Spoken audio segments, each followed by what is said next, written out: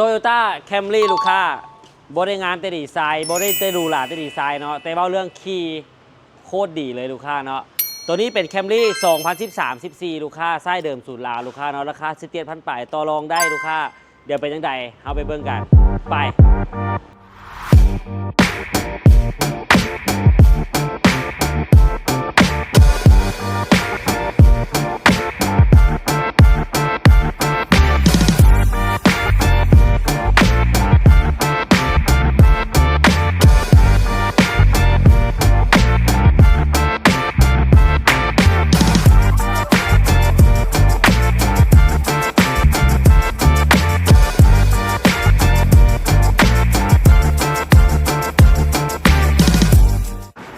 รถเก๋งขนาดใหญ่ลูกค้าเนาะขี่สบายนุ่มนวลแหง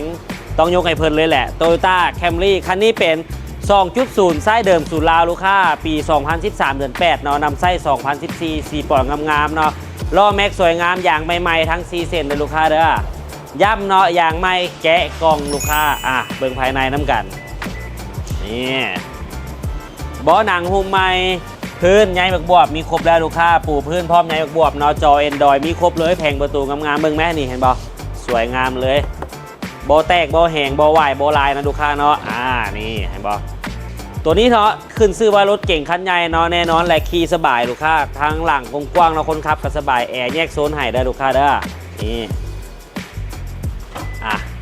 บ่เรื่องบอลคนขับคนซ่อนแล้วนี่มาเบิ่งข้างหลังโคตรกว้างเลยใส่เข้าได้หลายเป่าเลยลูกค้ามีอย่างอะไรมีบอลไว้กระลิกเล็กไข่ล่อเนาะมีครบเลย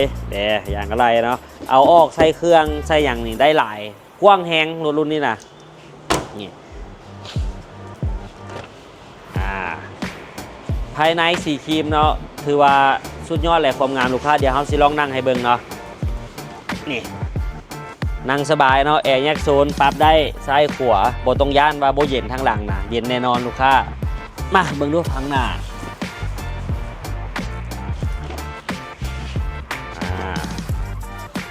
ตัวนี้เป็นเกียร์ออโต้ลูกค้าจอ Android เขาใส่มาให้แล้วเกียร์ออโต้2ระบบเนาะเดี๋ยวเขาสตาร์ทเครื่องให้เบิ่งเกียร์2ระบบเนาะสามารถเอามาลินแบบเกียร์กระปุกเวลาขึ้นภูลงห้วยแล้วแต่สะดวกเนาะจอ Android ใหญ่ๆเลยมีครบเนาะต่อบลูทูธต่อ Wi-Fi เบิ่งหนังฟังเพลงเนาะผ่านจอเลยโดยที่บ่ผ่านโทรศัพท์ก็เฮ็ดได้ลูกค้าพร้อมไลน์มอนๆเนาะคันนี้ขี่อยู่แสนน้อยนึงถือว่าบ่หลายเนาะเทียบเซปีเนาะเบิ่งห้องเครื่องตัวนี้รถเฮาสตาร์ทแล้วลูกค้าเครื่อง 2.0 เนาะบอกได้เลยว่านิ่มๆนี่ความนิ่มเลยจักเกือบโบเองดูลองตั้งดูตัวนี้มันเอียงตั้งได้แต่ว่าบอกเลยว่าโคตรนิ่ม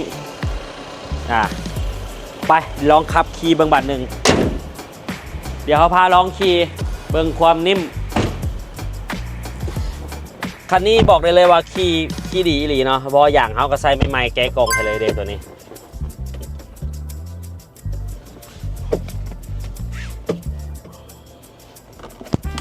ไปนี่กล้องหลังมีมาให้แล้วพอเขาใส่จอ Android เนาะจอใหญ่ๆกล้องใหญ่ๆเลยไป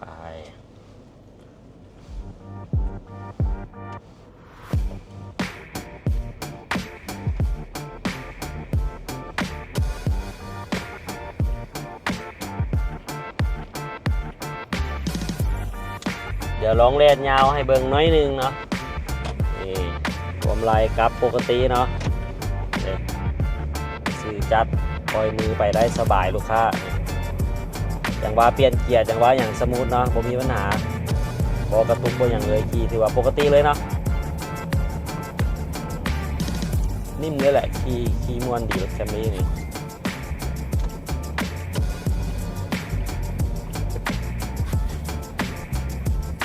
ไปมักแต่งมักซิ่งเนาะหรือว่ามักอะไรสามารถตกแต่งได้รุ่นนี้เอาไปแต่งน้อยนึงงามเนาะใส่ล้อแม็กบอใส่สกอกสเกิร์ตถือว่าเพิ่มความหรูหราสวยงามขึ้นมาได้เลย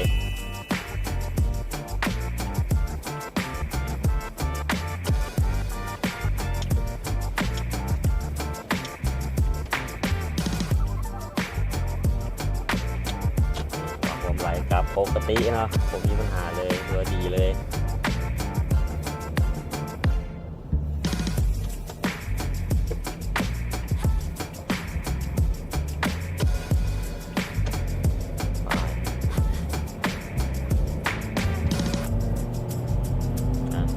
60-80เสียดายรถลายเนาะบ่มีบอลแลนยาวๆให้ลูกค้าเบิงตอนนี้เขาแลนร้องให้เบิงเนาะแต่ว่าผู้ใดสนใจเนาะเขาก็ยังเน้นคือเก่าให้เข้ามาเบิงตัวจริงมาลองขับขี่ด้วยตัวเองมาลองเบิงด้วยตัวเองจะถือว่าเป็นสิ่งที่ดีที่สุดเนาะพวกเอกสารต่างๆเขาพร้อมโอนซื้อเป็นป้ายเป็นนครหลวงให้เทคนิคบอค่าทางบอประกันภัยปึ้มไปไทยเนาะเขาจัดสุดมาให้ครบไปเลยแล้วก็พวกของเหลวก็เป็นน้ำมันเครื่องหม้อกรองต่างๆคือว่าเขาเปลี่ยนมาให้ครบหมดเนาะกรองแอร์กรองอากาศไล่ตัวใหม่ๆให้ครบหมดทุกอย่างเลยถือว่า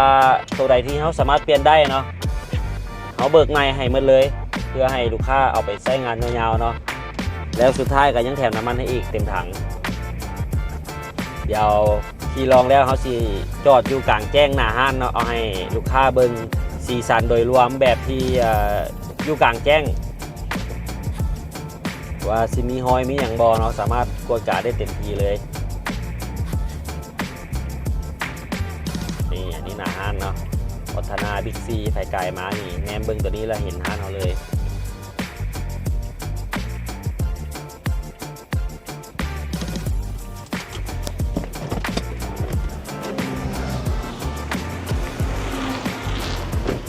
นี่บอสีสันถือว่างามเลยแหละลูกค้าบอลายบอไหวเนาะนี่สวยๆงามๆคือเก่าเนาะนี่ห้านเฮาอยู่เข้มทางใหญ่ตัวนี้แมนบิ๊กซีตัวนี้วัฒนาอันนั้นแมนฮอม11ติดกับฮอม11เนาะไกลไปไกลมาแวะมาเวียนเบิ่งได้เลยมาครับมาลองขี่ได้เนาะบ้งเอกสารก็คือเฮาว่าบ้งตัวรถก็คือเฮาว่าไผพาคนมาซื้อเนาะครับไปคันละ5 ล้าน10 ล้านลูกค้าล้มกันเนาะมีเงินไขเท่าใดเข้ามาล้มกันได้คือเก่าเนาะมาเบิ่งน้ำกันได้เลยลองขับลองขี่ได้เต็มที่